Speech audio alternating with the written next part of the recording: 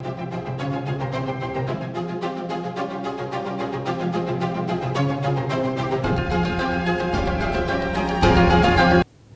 वालेकुम। Talk with Amjad Iqbal में खुश आमदीद। नाज़रीन, दुनिया में 8 जंगें रुकवाने और करोड़ों इंसानों की ज़िंदगियां बचाने के दावेदार अमेरिकी सदर ट्रंप ने दुनिया को जंग के दहाने पर ला खड़ा किया है। वो अपने जो पिछले दावे हैं उनके बरक्स इस वक्त हम देखते हैं कि ईरान के ऊपर हमले की तैयारी कर रहे हैं। इससे पहले भी उन्होंने ईरान के ऊपर हमला किया था, वहाँ पे उनके एटमी असासों को निशाना बनाया था और ये दावा किया था कि उनके एटमी असासे तबाह कर दिए गए हैं। उसके बाद वेनेजुएला के ऊपर हमला करते हैं वो। उसके अलावा वो ग्रीनलैंड के ऊपर कब्जा करने की बातें करते हैं। क्या ये कोई तजाद उनकी गुफ्तगू के अंदर जो है वो वाकई ये चाहते हैं, या जो दूसरी तरफ वो वादा अमन के प्याम्बर बनने का करते हैं, क्या वो दुरुस्त ठीक है उनका वो दावा जिसके ऊपर वो कहते हैं कि मैंने करोड़ों लोगों को बचाया और मुझे नोबेल इनाम मिलना चाहिए अमन का? तो क्या उनका वो दावा दुरुस्त है या ये दावा दुरुस्त है? आखिर वो चाहते क्या है? हमने गुज़श्ता वीडियो में भी ये जिक्र किया था कि वेनेजुएला के ऊपर हमला करने का उनका मकसद जो बज़ाहिर नज़र आता था वो ये था कि तेल के ज़खायर के ऊपर कब्जा करना, वहाँ की मादनियात के ज़खायर के ऊपर कब्जा करना, और वो करीब तरीन होने की वजह से वो नहीं चाहते थे कि वहाँ पे अमेरिका और रूस के पांव जम सके। उनको वो चाहते थे कि वहाँ पे उनका तसल्लुत हो जाए। उसमें वो किस हद तक कामयाब हुए ये आपके सामने है। अभी तक तो उन्हें कोई कामयाबी नहीं मिल सकी जिस तरह की उन्होंने दावा किया था, क्योंकि वहाँ की जो नायब सदर जिन्होंने इक़्तिदार संभाला उन्होंने तो कहा कि हम ऐसा कुछ नहीं करेंगे जिस पे हमारे मुल्क की सालमियत, हमारे मुल्क की आज़ादी के ऊपर कोई हर्फ आता हो। उसके फौरन बाद उन्होंने ईरान के ऊपर हमले की तैयारी कर ली। ईरान के अंदर जो फसादात शुरू हुए थे, जो मुजाहरे शुरू हुए थे, महंगाई के खिलाफ मुजाहरे थे, वहाँ पे जो बुनियाद बनाकर शुरू किए गए वो किसी हद तक दुरुस्त भी लगते हैं, क्योंकि वहाँ पे हम देखते हैं कि उनकी करेंसी की वैल्यू इंतहाई निचली सतह के ऊपर चली गई है और उनके पास जो पैसा है उसकी कोई वक़्त कोई वैल्यू नज़र नहीं आती। लोग परेशान हैं, बेरोज़गारी भी है वहाँ पे। इसके हवाले से जो वो मुजाहरे तो किसी हद तक दुरुस्त महसूस होते हैं कि उनका जो मौक़िफ़ है मुजाहिरीन का वो दुरुस्त होगा, लेकिन उन मुजाहिरों को जिस तरह से अमेरिकी सदर इस्तेमाल कर रहे हैं वो एक तशवीशनाक बात है। आज जब वो कहते हैं कि जी मैं किसी भी वक्त हमला कर सकता हूँ, फिर वो यहाँ तक कहते हैं कि जी उन्होंने कहा कि जी मुजाहिरीन कब्जा कर लें उनके इदारों के ऊपर, वो कहते हैं कि जी मुजाहरे जारी रखें, आपकी इमदाद आ रही है। इसका यही मतलब है कि वो अमेरिका जो की तरफ से कि वो हमला करना चाहते हैं ईरान के ऊपर। लेकिन क्या इतना आसान है अमेरिका के हमला करना, इसके ऊपर ईरान के ऊपर हमला करना क्या इतना आसान है? मेरे ख्याल में तो ये काफ़ी मुश्किल नज़र आता है और अमेरिका के लिए मसाइल बढ़ते जाएंगे, क्योंकि जब वहाँ पे मुजाहिरों के ऊपर काबू पा लेती है वहाँ की हुकूमत, और अब तक जब हम बात कर रहे हैं इस वक्त तक खबरें इस तरह की हैं कि वो मुजाहरे काबू पा लिया गया, वो ख़त्म हो चुके हैं उनको काफ़ी हद तक। दूसरी तरफ अमेरिकी सदर ये बार बार ये कहते हैं कि नहीं हम हमला करेंगे और हम वहाँ पे जाएंगे, और सऊदीया की तरफ से, कतर की तरफ से और ओमान की तरफ से एक इंतबाह आता है अमेरिका के लिए कि अगर आपने ये हमला किया तो जो तेल की आलमी मंडी है, जो कि अमेरिकी कंपनियों की जान आप कह सकते हैं कि वो हिल जाएगी, वो तबाह हो जाएगी। वहाँ पे कीमतें उतार चढ़ाव का शिकार होंगी और उसका सबसे ज़्यादा नुकसान अमेरिका को भी हो सकता है और तेल पैदा करने वाले मुल्कों को भी हो सकता है। दूसरी तरफ ईरान की तरफ से जब अमेरिकी जो हमलों का बार बार वो ऐलान होता है तो उन्होंने कहा जी हम इन्हीं 3 मुल्कों के अंदर, सऊदीया के अंदर, कतर के अंदर और ओमान के अंदर, चूँकि अमेरिकी अड्डे मौजूद हैं, हम उनको निशाना बनाएंगे। तो क्या ये अमेरिका ये अफोर्ड कर सकता है कि जी के उन हमलों को कि वो इन मुल्कों के ऊपर, और क्या वो मुल्क अफोर्ड कर सकते हैं जहाँ पे अमेरिकी अड्डे मौजूद हैं? वो जैसे सऊदी अरब एक बड़ा मुल्क है, लेकिन कतर और ओमान वो छोटे छोटे मुल्क हैं।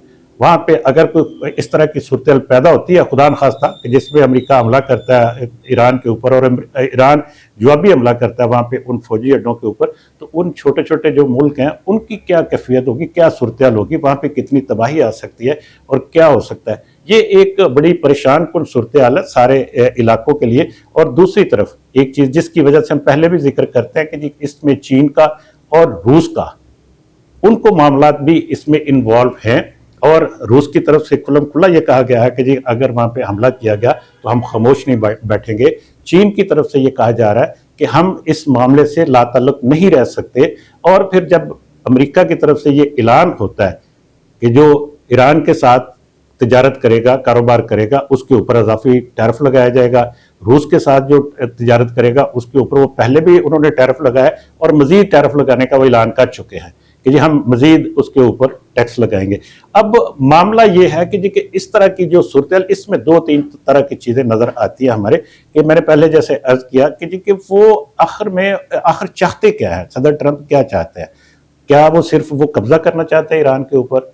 میرا نہیں خیال کہ کوئی ایسا ممکن ہو، نہ ہی ایسا ممکن ہو سکتا ہے کہ اتنا بڑا ملک جس کی کروڑوں کی آبادی ہو، جس میں مختلف قسم کے لوگ آباد ہوں، اور صدیوں سے اس ملک کے اوپر کبھی کوئی اس طرح سے حکومتیں تبدیل ہوتی رہی ہے. وہاں پہ ہوتا ہے، لوگ انقلاب آتے رہے ہیں وہاں پہ، دیکھا ہم نے کہ جی کہ وہاں پہ لوگ مظاہرے کرتے ہیں حکومت کو، جیسے بادشاہ تھی اس کو ختم کیا گیا. اس سے پہلے بھی اگر آپ تاریخ پہ جائیں تو کئی بار ایسا ہوا کہ تاریخ میں کہ وہاں پہ جو حکمران تھے ان کا تختہ الٹ دیا گیا، لوگ نئے لوگوں کو لے آتے، لیکن باہر سے آنے والے بہت کم عرصہ وہاں پہ قیام کر سکے ہیں.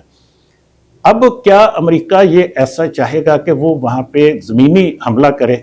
ایسا بالکل نہیں ہوگا، کیونکہ امریکہ اس سے پہلے افغانستان کو بھگت چکا ہے، اس سے پہلے ویتنام کو بھگت چکا ہے، اور کئی علاقوں کو بھگت چکا ہے. ابھی وینزویلا کی جب میں بات کرتا ہوں تو وینزویلا تو بالکل امریکہ کے پاس ہے نا، لاطینی امریکہ کا ملک ہے، اور درمیان میں امریکہ اور اس کے درمیان صرف سمندر ہے. وہاں پہ وہ زمینی حملہ نہیں کیا انہوں نے ایک اس طرح سے کہہ سکتے ہیں کہ جیسے گوریلا وار ہوتے ہیں، گوریلا اٹیک کیا، وہاں سے اس کے صدر کو اور ان کی اہلیہ کو وہاں سے اٹھایا اور لے گئے. یہ بات ٹھیک ہے کہ جی کہ وہ دفاع نہیں کر پائے کیونکہ ان کا دفاع اتنا مضبوط نہیں تھا امریکہ کے مقابلے کا، اس لیے وہ اس کو لے گئے.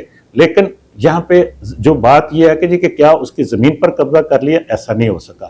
اب امریکہ یہاں پہ چاہتا کیا ہے؟ میں بار بار یہ بات اس لیے دہراتا ہوں کیونکہ دیکھیں اس وقت ایک اور جنگ چل رہی ہے، وہ ہے رشیا کی اور یوکرین کی جنگ. وہ بھی امریکہ کے لیے پریشانی کا باعث ہے. ابھی ایک روز پہلے روس نے یوکرین کے شہر لویو پر اپنے اورشینک میزائلوں سے، جو بیلسٹک میزائل ہیں، ان سے حملہ کیا، اور وہاں پہ ان کے جو فضائی دفاع کا جو نظام ہے اس کو تباہ و برباد کر دیا. وہاں پہ جو فیکٹریاں تھیں، جو ایون کہ وہاں پہ F-16 طیارے اور دیگر جتنے بھی وہاں پہ اس کا جو فضائیہ تھی اس کو نیست و نابود کر دیا، اور وہاں پہ جو فیکٹریاں تھیں ان کو صفحہ ہستی سے مٹا دیا گیا. کچھ نہیں کہا تھا. یہ شہر پولینڈ کے بالکل قریب ہے، سرحد کے قریب ہے، یعنی پورے یوکرین کو کراس کر کے، اور یہ لانگ رینج میزائل وہاں پہ گئے، اور ان کی سپیڈ کئی گنا باقی میزائلوں کے مقابلے میں، بلکہ یہ یوں کہیے کہ یہ آواز کی رفتار سے کئی گنا زیادہ تیز یہ گئے وہاں پہ، اور انہوں نے آنن فانن وہ سب کچھ تباہ کر دیا. اب اس وقت جو صورتحال ہے، یوکرین کا جو دفاعی نظام ہے وہ ختم ہو چکا ہے، اسپیشلی ان کی فضائیہ جو اس حملے کے بعد وہ تباہ کر دی گئی ہے. اب روس کی طرف سے وہاں پہ پیش قدمی ہو رہی ہے. اب وہ کتنا ٹائم مزاحمت کرتے ہیں یوکرین، اور ان کے دفاع کے لیے امریکہ تو وہاں نہیں جا سکا، نہ ہی وہاں پہ کسی یورپی ملک نے، سوائے ان کو اسلحہ دینے کے وہ گئے ہیں وہاں پہ. تو اب ایک معاہدہ ہوا ہے وہاں پہ یوکرین کے ساتھ، جب ان کے یوکرین کے صدر کو بلا کے صدر ٹرمپ نے یہ کہا تھا کہ آپ ہمارے ساتھ یہ منرلز کا معاہدہ کریں، ہم آپ کی جنگ رکوا دیتے ہیں. لیکن وہ جنگ رکوانے میں ناکام ہوئے. معاہدہ تو کر لیا انہوں نے. اب امریکہ کو وہاں پہ اس معاہدے کی روشنی میں وہاں پہ رسائی حاصل ہونی چاہیے ان کی معدنیات کے اوپر. لیکن اگر اس علاقے کے اوپر، جیسا کہ اس وقت بہت سارے علاقے کے اوپر روس قبضہ کر چکا ہے یوکرین کے، لیکن اب اگر یہ جنگ نہیں رکتی اور وہ باقی علاقوں کے اوپر قبضہ کر لیتا ہے تو کیا امریکہ کو کوئی فائدہ ہوگا اس معاہدے کا؟ یقیناً نہیں ہوگا. اور پھر جنگ کے دوران کیے گئے معاہدوں کی کوئی جو عالمی حیثیت ہے ان کو تسلیم بھی نہیں کیا جاتا. جنگ کے دوران یہ ہونے والے معاہدے امریکہ کو کتنا فائدہ دے سکتے ہیں؟ میرا نہیں خیال کہ اس کو کوئی فائدہ ہوگا. اس کی بات میں نے یوکرین کی بات اس لیے کی ہے کہ یہ بھی ایک جو رشیا کی طرف سے جنگ نہ روکنے کی وجہ سے اس کے اوپر پریشر بڑھانے کے لیے، کیونکہ رشیا کے ساتھ کاروبار کون کر رہا ہے؟ ایران کر رہا ہے، چین کر رہا ہے اور بھارت کر رہا ہے. یہ تیسرا ملک انڈیا ہے جو اس کے ساتھ ابھی تک وہ امریکہ اپنے تمام تر دباؤ کے باوجود بھارت کو رشیا سے تیل خریدنے سے منع نہیں کر سکا، نہیں روک سکا آج کے دن تک. उसने कहा कि हम रोक देते हैं, हम कर देंगे, लेकिन वो सदर ट्रंप उनके ऊपर टैरिफ तो लगाते जा रहे हैं, लेकिन वो तेल की खरीदारी नहीं रुकवा सके अभी तक। अब मामला ये है कि जब तक रूस के ऊपर ये प्रेशर नहीं बढ़ेगा कि वो इन मुल्कों के साथ वो अपनी तिजारत उनकी बंद करवाए, उनको माशी तौर पर नुकसान पाए, उस वक्त तक वो जंग नहीं रोक सकता, और वो कामयाब नहीं है। चीन को तो वो किसी सूरत वैसे नहीं रोक सकता। तो मामला ये, मैंने सिर्फ इसलिए ये सारा सिनेरियो बयान किया कि देखिए मामला तो ये है कि जो इस वक्त अमेरिका चाहता है, वो चाहता है कि जी कि हम प्रेशराइज करें रूस को और उसके जंग रुकवाएं वो यूक्रेन की, लेकिन वो उसमें कामयाब नहीं हो रहा। अब इसके साथ साथ जैसे मैंने पहले अर्ज किया था कि देखिए इस वक्त जो मामला है वो है ईरान के तेल का भी, ईरान की मादनियात का भी और उनके साथ मुआहदों का, लेकिन जो मौजूदा हुकूमत है वहाँ की ईरान की, वो तो अमेरिका के साथ किसी किस्म का कोई इस तरह का मुआहदा करने को तैयार भी नहीं है, ना ही उनको वहाँ पे घुसने की वो इजाज़त अब तक दी है उन्होंने। फिर वो ईरान जो चीन के साथ जो उसकी जो ताल्लुकात चल रहे हैं, तेल के मामलात हैं और दीगर ट्रेड है, उससे उनको किसी हद तक सपोर्ट जरूर मिल रही है, लेकिन जो अमेरिका के जो मामलात हैं, अमेरिका को उस तरह से वो फायदा हासिल नहीं हो पा रहे जिस तरह के वो चाहता है। अब मामला ये है कि इस सारी सूरत में, सारी रोशनी में हमें क्या नजर आता है? हमें ये नजर आता है कि जी कि देखिए अमेरिका प्रेशराइज जरूर कर रहा है ईरान के ऊपर, लेकिन जो ईरान की जिस तरह से खित्ते के अंदर जो सूरत पैदा होती जा रही है, इसमें वो हमला कर सकता है। हमला वो करेगा, एक फजाई हमला करेगा, बमबारी करेगा और भाग जाएगा, वहां से चला जाएगा। लेकिन जब हम ज़मीनी कब्जे की बात करते हैं वो मुमकिन नहीं है, और ना ही वो वहाँ पे अपनी ज़मीनी फौज भेज सकता है। लेकिन इसका फ़ायदा क्या होगा? क्या इससे हुकूमत चेंज हो जाएगी? हुकूमत तो तब्दील नहीं होती नज़र आ रही, क्योंकि मुजाहरे तो ख़त्म हो चुके हैं। और फिर जब रूस और अमेरिका भी इसमें इन्वॉल्व होते हैं, जब रूस और चीन भी इन्वॉल्व होते हैं इसमें, तो उससे ये एक खित्ते के अंदर हम देखते हैं जो अरब मुल्क है वो बड़े परेशान है, क्योंकि अब देखिए ये अगर हमला इस पर करता तो एक तरह की, जब वो ईरान जवाबी हमले करेगा, जवाबी हमले वो सऊदीया के अंदर जो उनकी बेसिस हैं, जो ओमान के अंदर है, जो इसमें कतर में है, तो उनके ऊपर वो हमले करेगा। उनके ऊपर हमले करने का नुकसान तो उन मुल्कों को होगा। अमेरिका के जो अड्डे हैं उनको तो नुकसान पहुंचे या ना पहुंचे ये अलग बात है, लेकिन उनको एक वो ख़तरे में चले जाते हैं, इसलिए वो बड़े परेशान भी हैं।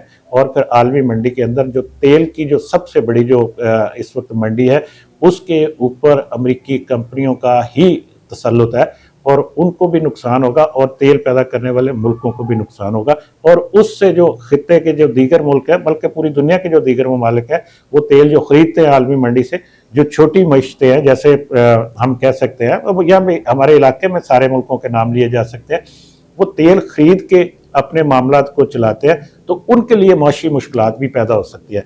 तो आखिर में मैं यही सर कहूँगा कि वो एक और इशू है, उसके ऊपर अब बहरहाल बाद में बात करेंगे, वो है ग्रीनलैंड का। ग्रीनलैंड के हवाले से इस वक्त जो सूरत चल रही है, वो एक जो यूरोपीय यूनियन है, जो नेटो है, उसके अंदर एक अलग से तशवीश पाई जाती है। अगर अमेरिकी सदर को थोड़ा सा तहम्मुल के साथ, थोड़ा सा अपने मामलात को देखते हुए, ठीक है वो उनके जो टारगेट्स हैं, जो उन्होंने ऐलान किया हुआ है, जो उसके ऊपर वो अमल करना चाहते हैं, लेकिन इस तरह से मुमकिन नहीं है कि जिस तरह से वो चाहते हैं कि जी हम एकदम से कब्जा कर लें, हम एकदम से उस सारी दुनिया को अपनी तरफ कर लें, वो नहीं होगा। उसमें यहाँ पे कोई बड़ी जंग छिड़ सकती है, और उसका नुकसान ना सिर्फ जो बाकी दुनिया को होगा, उसका नुकसान अमेरिका को भी होगा।